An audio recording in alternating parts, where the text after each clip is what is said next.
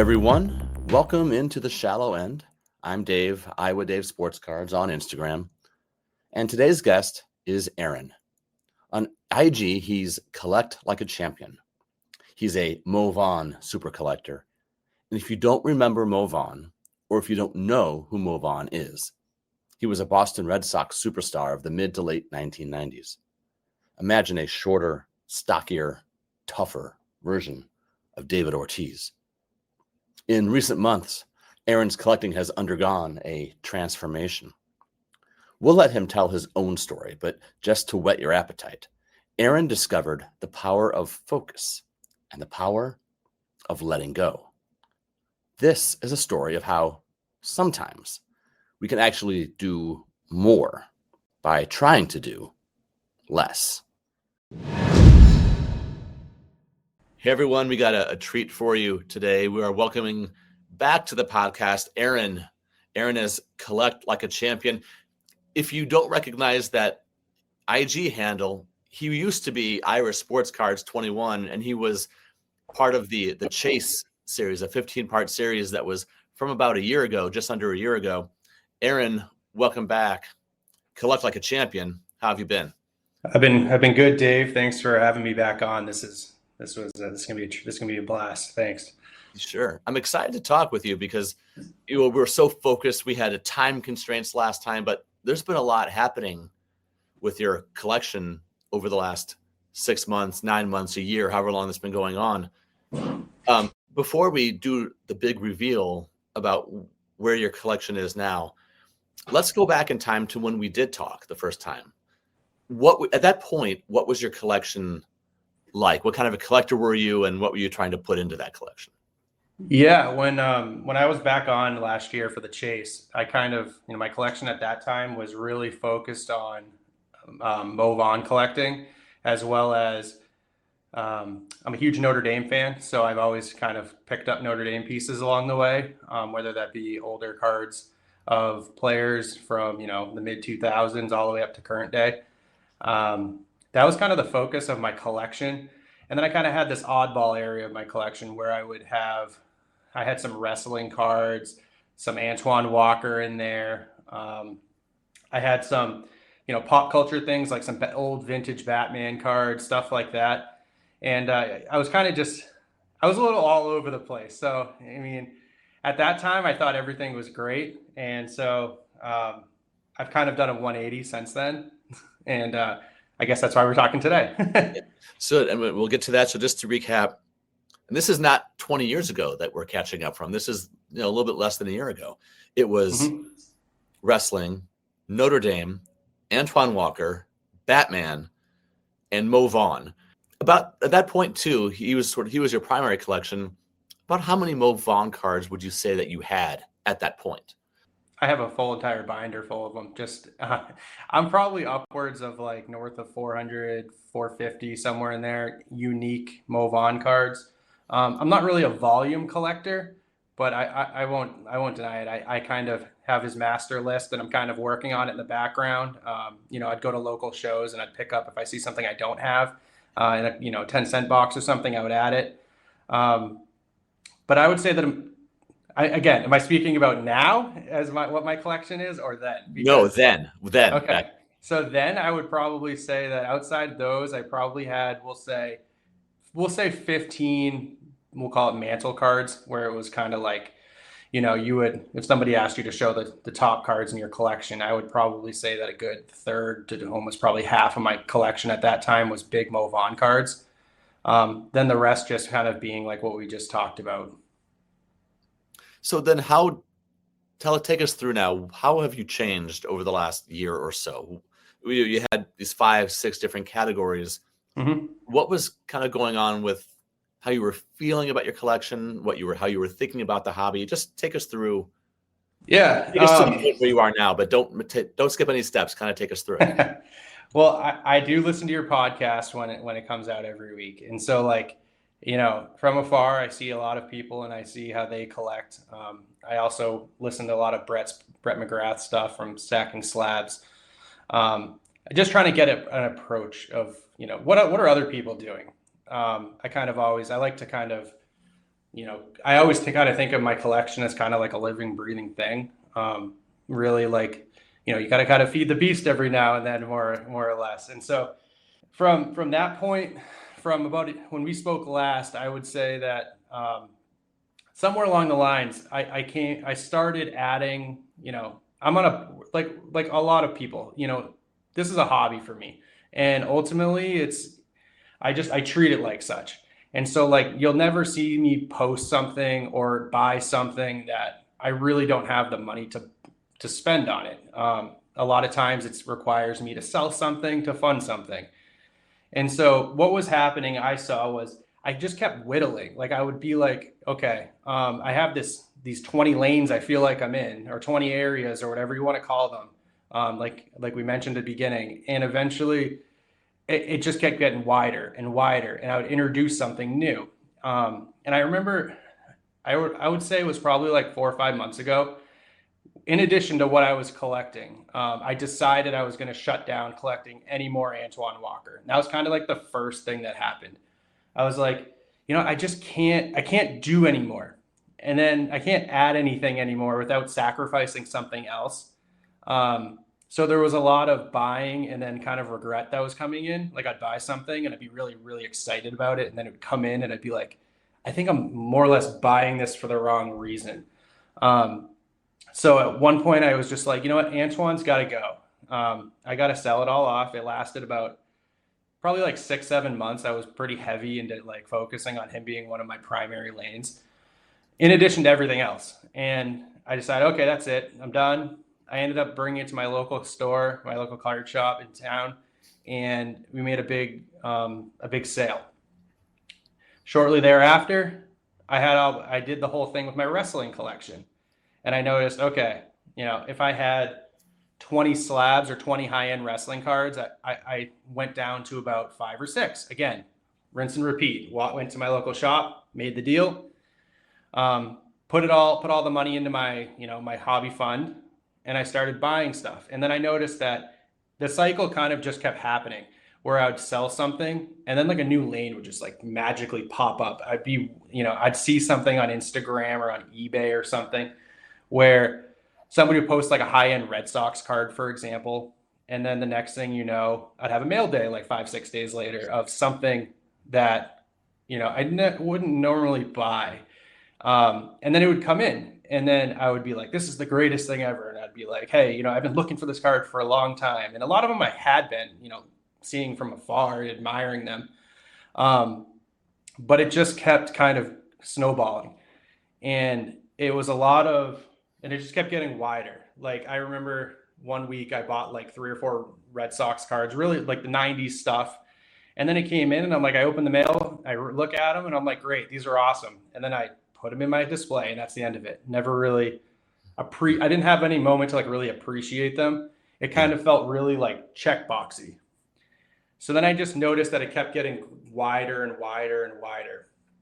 And then, and I was well aware of it. Like, I was like the whole time, I'm like, this isn't sustainable. Like, I just don't see how I could ever continue to have fun, I guess you'd say, in the hobby, unless something changed. And I just never really did anything about it. And I know that you had a gentleman on a few months ago with the I'm not saying I was an addict, but let's just call it what it was. This hobby is really addicting sometimes, and it's really easy to get lost up in the I need to buy, and then just keep growing your collection. Um, Really, I was aware of it. That's all I'm saying. And you know, so anyways, I just kept chopping lanes, using the funds, and then I'd find something else to put the money into. All the while in the background, I was collecting my Mo Vaughn stuff still. I was collecting my Notre Dame stuff still. And I had kind of like my oddball collection, which was a bunch of just we'll just call them randos that were things that like I just want to hold on to. Sure. Yeah. And then, so like those things, it kind of just snowballed. And then what happened was one morning I hop on Instagram, and I don't know if I can name drop on here, and that's okay. Sure. Zan shot me a message, and I know you know Zan. He shot me a message and he's like, hey, did you see this masterpiece 1 of 1? Sorry, Zan, for outing you, but you were the one who told me about it. I never go on Fanatics ever. Never really ever crossed my mind. And somebody popped the Masterpiece one of one Move on Fanatics, the row zero for 97 row zero, which is, we'll just say that arguably the biggest Move card in existence, or one of them. And instantly my brain just went to, how can I get that? How can I put myself in a place where I could go about getting that? And so ultimately, I mean, do you want me to keep going, Dave, and just keep going with the story? Yeah, I want to let's put a pause there. I want to keep going eventually, but there's something that you said I don't want to lose the thread on, and that was, I wouldn't have fun in the hobby unless something changed. Was that a logical conclusion that you reached, or was it a feeling that you felt like you knew something wasn't right? I just felt like, and it's easy to say that it's easy to say it now that I'm looking back at it. But like about a month ago, I started feeling like just really overwhelmed with a lot of stuff in the not outside the hobby. We're talking just strictly my fun space was no longer fun for me. It kind of felt more like I was trying to like I was trying to keep up, or I was going to miss out on something. Like, you should have seen my save searches in eBay. It was like Nomar Garciaparra, David Ortiz, Jonathan Papelbon, Pedroia, Movan, blah, blah, blah. And you just go down the list. And every day, all day long, if you check them a few times a day, you get lost. And you're like, wow, this, Nomar Garciaparra gold just popped up. What a great deal. I could add that. That's a great price. And then it's like, and then you start playing the justifying game in your head. And then it becomes more of a mental game than it really needs to be. I never really felt like I would see something and then just automatically don't even think about it. It's what I want. I need it. I want it for the right reasons. It was a lot of see it. Okay, scramble around, see if I have the funds available to get it. And then do the mental hurdles of, sleeping on it for a night or trying to haggle the price down or something like that. It just felt like it was not enjoyable. It felt like I was doing things for somebody else or something like that. It just felt like it wasn't organic at all. Now we start to understand sort of what you were feeling. I've been there. I think a lot of us have felt similarly. So now Zan jumps in. Yeah. He tells you about the one of one Masterpiece Move On. Yeah. Take us back to this now. And what were you thinking then when this opportunity pops up? Yeah, I mean, yeah. So he sends me a link. He's like, "Hey, did you see this?" And I'm like, "Oh no, I did not see this." And I'm like, "Thank you for sending this to me." And I'm like, first question is how much do you think that this will go for? That's really the first thought that went into my mind. And then through some means, I figured out what the last sale was, and it was a few years. It was, it wasn't too long ago. But I was like, I have that much like in equity that I could, pull out of my collection. And then, how it always unfolds with these consolidations, you go up to your office, you pull out the case, you start looking, and you're like, that can go, that can go, that can go, that can go. And you just go down your list. And it was almost like too easy for me in one way, because I was able to really pull out, like, we're talking 20 big cards. I consider them bigger cards in my collection. And where I didn't really feel any feeling towards them at all. Like, I was like, okay, I can get this back in the future, put it in the pile. Okay, I can get this back in the future, put it in the pile. But it was a little hard to, as I started reaching into like my Notre Dame lane, it was a little hard to be like, if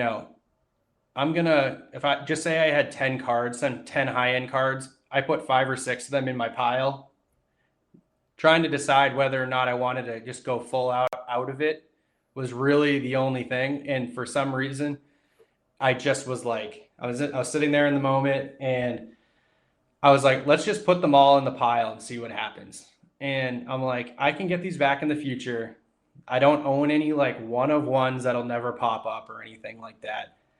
But what was hard was being like, I'm no longer going to be collecting Notre Dame stuff anymore.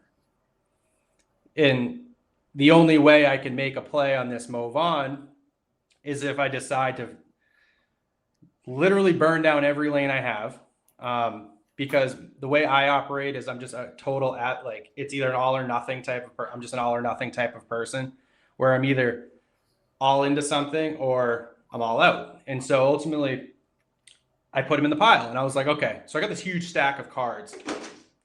And what happened was I kind of poked around. I asked around. I'm like, hey, what kind of, I don't know if I asked you, Dave. I was like, I asked certain people that I knew would know the answer to this. And I was like, what options do I have? Because I don't want to sell my entire collection and then go for this Mo Vaughn card. And I'm not even remotely close. And then I've just purged my entire collection outside of one lane.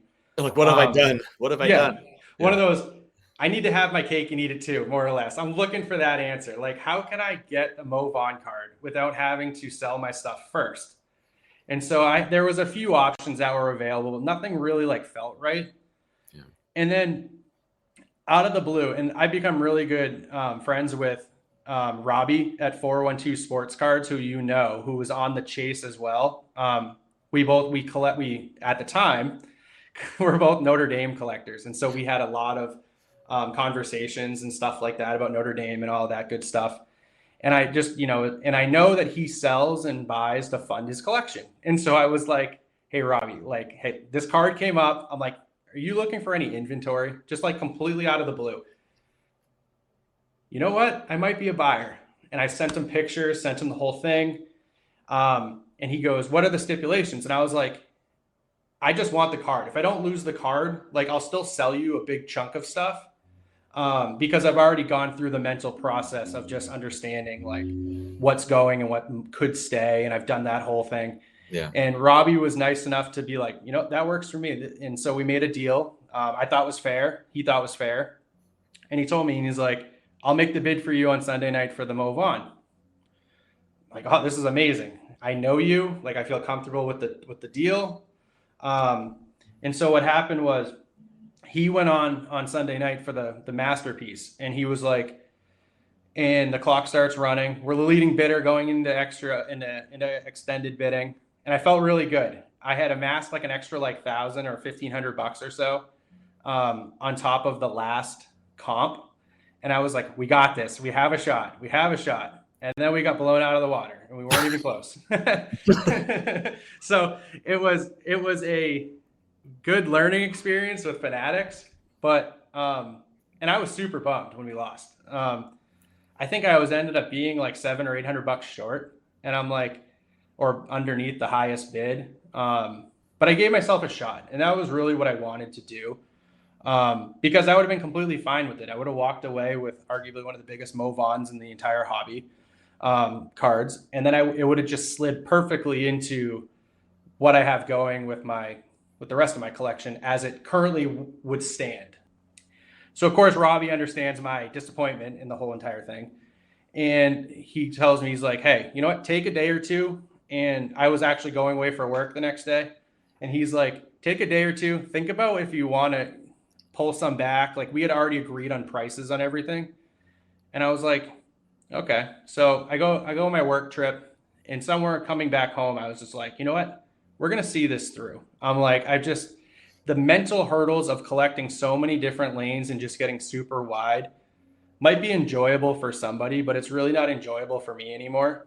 So when I got home, I went through everything that I had put aside, and I pulled back. I think there was like 25, 30 cards or something like that, somewhere in that neighborhood.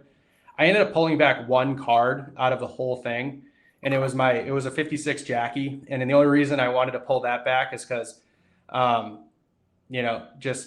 feel like that was just a card that I wanted to hold on to from the consolidation. And I felt like the copy that I have was just like something that I'll have forever. But ultimately we ended up making the deal, and then I shipped everything to Robbie. But what's funny is when I was boxing it up, I don't think I ever actually looked at any of the cards or took a moment to be like, I'm going to miss you, as you package it up and ship it. It was more like just, I had moved on at that point because the dust had settled, and it felt like it just felt like it was the next step that had to be made. And like and this was only like 3 or 4 weeks ago, I think, when the auction ended, but I just mentally and clarity wise just feel so much better.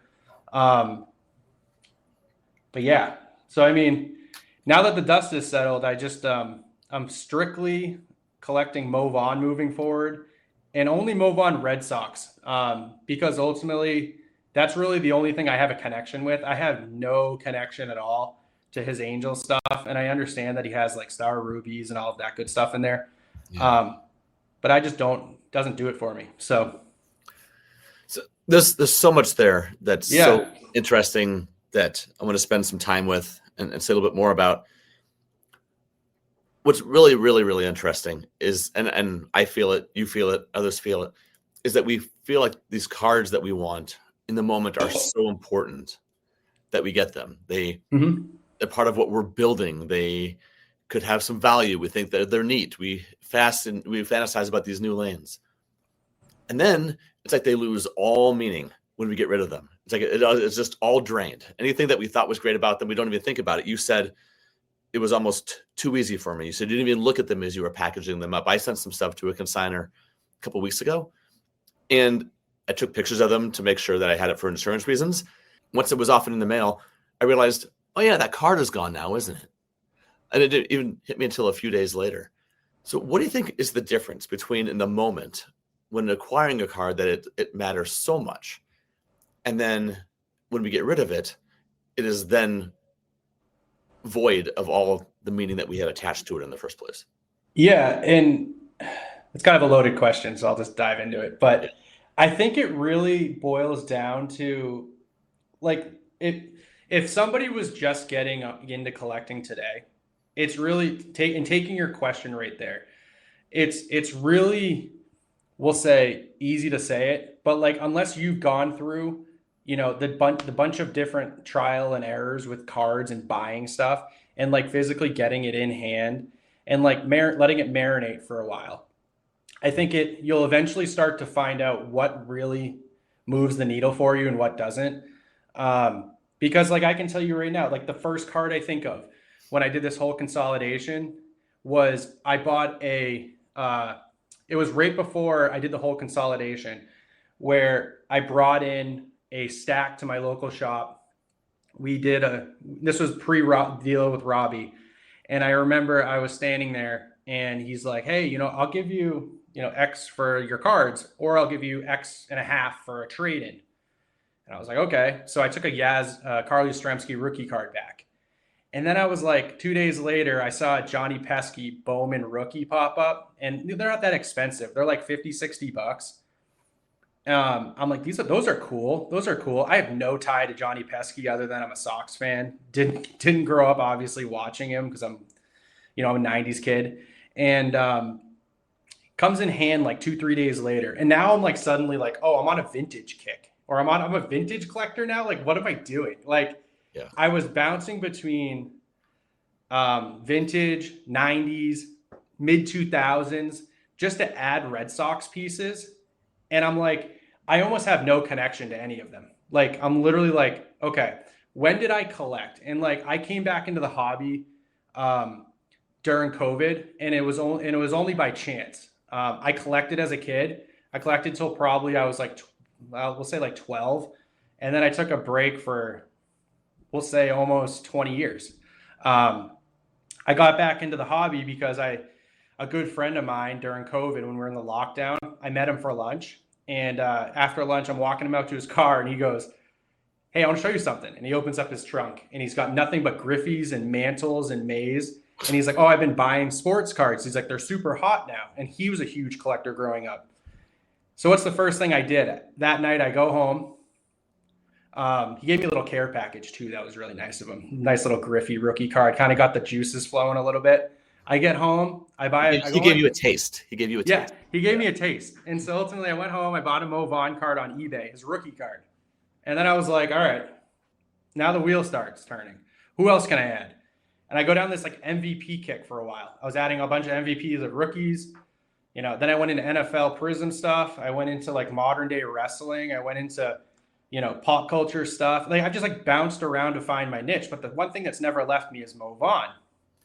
And so like out of all these lanes that I've ever, had, the only one that's never really left is Mo. And so when I'm buying all of these new cards, I have zero connection to them at all. Like I didn't collect in the 50s when Pesky was around. I didn't collect in the 60s when Yaz was around, obviously. Then I'm adding these 2010 Bowmans and 2010 top stuff. I didn't collect in the early 2010s. So I have zero connections to like the cards themselves. But like one thing that's really helped me is with this consolidation is from now looking back, is I really have to have like three things. And the three things are I have to have a strong connection to the actual player. And so like in all those examples, the Yaz, I didn't have a connection. I didn't have a connection to the Pesky. Really the only connection was the Red Sox. And it's like, okay, that's great, but I don't have any memories of actually them playing.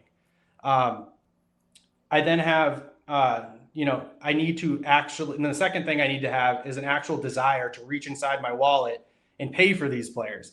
If I want to add them, it's kind of like a second hurdle I now think of. And then the third thing is I need to have a strong connection to the actual physical card itself. So like being a 90s kid and growing up, collecting 90s inserts was like the funnest thing. So like for me to now as an, mid 30s, going back in time to, add childhood grails of Mo, my favorite player as a child, and to this day, probably my favorite Red Sox player ever, is the perfect combination because it has all three of those things. It has the strong connection to the player. I do feel like I want to add him constantly. So I'll reach into my wallet and I'll pay for them. And then I also have a strong tie to the actual set in the card itself. And so with all those things in my other lanes, as I started putting them after I put them into the box and started thinking about it, I started realizing I was missing like two of them every time. I was like, okay, great. I love Notre Dame football, but it doesn't necessarily mean that I have to collect it. I didn't collect football growing up as a kid. I collected football probably for like 2 months a few years ago, and it was more modern stuff. And so really the connection wasn't there. And then it was like, okay, what about like my wrestling collection? Same thing, diehard wrestling. I grew up in the Attitude Era. I went through the Stone Cold, the Rock, all of that good stuff. But I didn't collect cards. I didn't collect their cards then. And so like to answer your question, which I think you're originally getting at 20 minutes ago, it feels like, was just understanding that I don't need to collect everything. I think that is one of the biggest things, and especially if you're on a budget, because I'm firsthand. Now, I'm not saying I got myself in any monetary problems or anything like that, collecting really wide. It just felt like less. And so the fact that I can now sit here and say that I strictly collect one player for one team in one era, and I can focus on it as much as I want, it just allows me to then, because again, we're all collecting on a budget, or at least most of us are. It doesn't make me feel like I'm wasting my money when I'm buying something to fit in my collection now that I don't have. So just to back up a little bit, you mentioned that it kind of just sort of feels different now. So Antoine Walker is gone. Mm-hmm. Wrestling collection is gone. Notre Dame is gone, and that was hard because you have such a and you would think that a consolidation would be, I would miss the cards. I think I miss the fact that I don't actually collect Notre Dame anymore more than the actual collecting itself. So like you almost missed the identity of being a Notre Dame collector than collecting Notre Dame cards. Correct. You said you don't need to collect everything. If you don't collect it, you still have those memories, right? You still have those feelings. You didn't give up being a Notre Dame fan by any stretch. You just streamlined your collecting and opened up some new opportunities. So what are some of the MoVon cards you've been able to then collect since you've been more focused in how you spend your collecting funds? Yeah, I mean, this is the first time that I've had I'm able to add stuff that I didn't think I'd ever actually be able to add or would ever really entertain adding. I'm very conscious of like what I spend my money on. And so like, something as easy as a $20 pickup kind of drives me as nuts as like a $100 pickup. I'm one of those people. And so one of the cards that I was able to pick up pretty much right after the consolidation happened was MoVon's 98 Crusade Red. Nice. Yeah, it was a card that I'd had on my watch list for probably a year plus, and it just sat there and sat there and sat there. And it was never like, oh, I'm actually ever going to be able to obtain this. Um, but I was like, if I don't buy it now, when am I ever going to get it? And so ultimately, that was the first pickup that I had after the consolidation happened. And then I had never even seen, I had seen green Crusades out in the wild, but I had never seen an actual red one but with anyone. I'm talking, I had seen green Nomars and Pedros and stuff like that. Never seen a purple, never seen a red. The reds are out of 25, so they're rare. And so that was the first card that I picked up. And then it came in and I got it in hand. And then I ended up pulling the trigger on a green. And I was like, I saw the green one pop up on eBay. And so I just picked it up. I had that one too. And then a couple days after that, a purple one just popped up on eBay too. And I was like, all right, we'll add that one too. So I was able to add the whole Crusade run within probably like a week of doing my consolidation.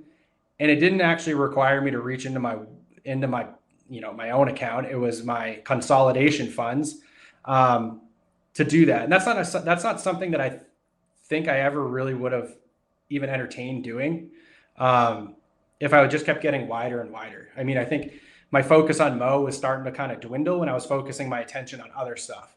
Mo was kind of just sitting there, but now that he's like my primary focus, my number one, my saved searches on eBay there's probably like 3 of them now. Different variations of the spelling on Mo and stuff like that. And I just find myself like not dwelling on anything. I'm like, hey, if a big Mo Vaughn card comes up, it comes up. And if I have consolidation funds available, I could use them. But I'm not in any rush to like use them. So it's like the consolidation has just given me total sense of like, just mental clarity, I guess you'd say. I mean, I'm just not wasting as much time on eBay and searching stuff like that. I'm not really forcing buys. It's kind of like, oh, yep, that card either moves the needle or doesn't move the needle. And I now know that because I've gone through what I've gone through over the last like 5-6 years. Do you still enjoy your collection now that there are so many less cards in it?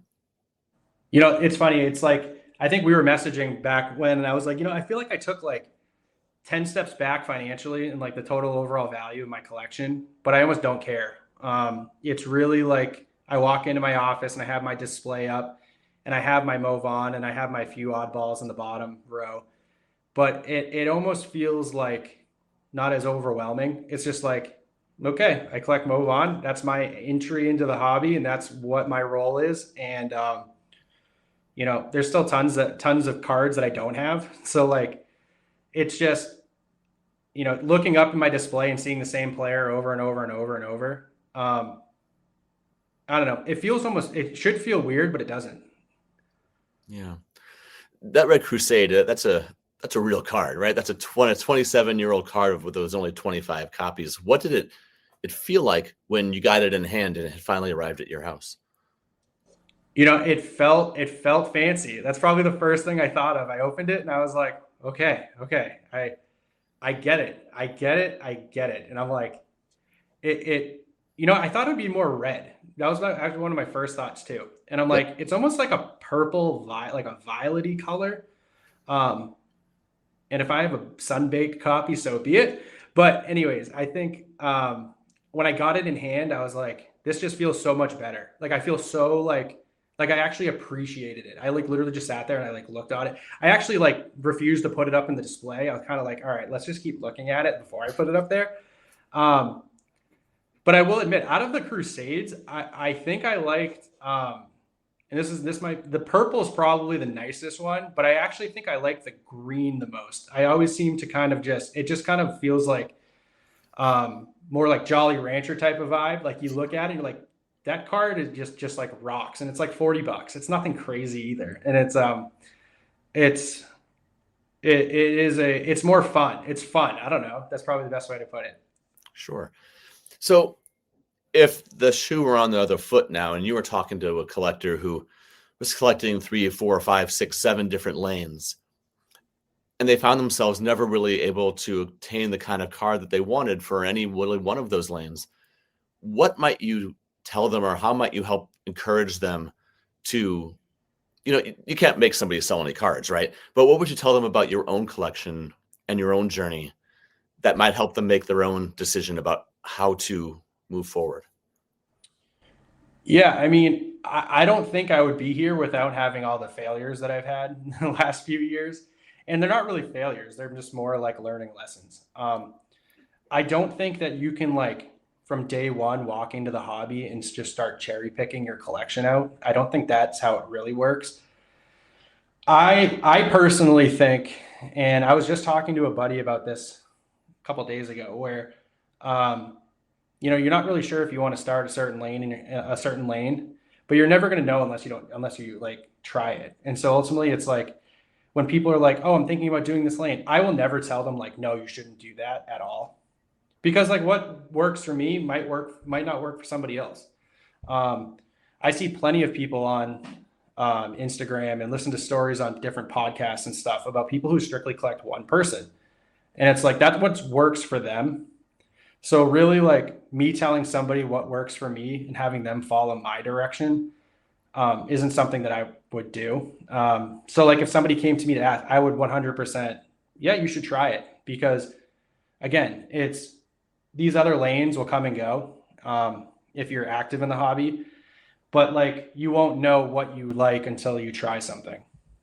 Aaron at collect like a champion underscores between each of those words. Congratulations on making what sounds like a really successful move for yourself and your collecting. Before we let you go, are there any Move On cards out there that maybe the listening audience can help you track down? Yeah. So I mean, I'm always adding, so that's the beauty of only collecting one guy, but or one player. Right now, I'm kind of just focusing on key iconic inserts and low numbered stuff from the '90s, like a lot of people are doing. But I I don't shockingly own any like PMGs or any of those. Those would be great. Again, not going to force anything.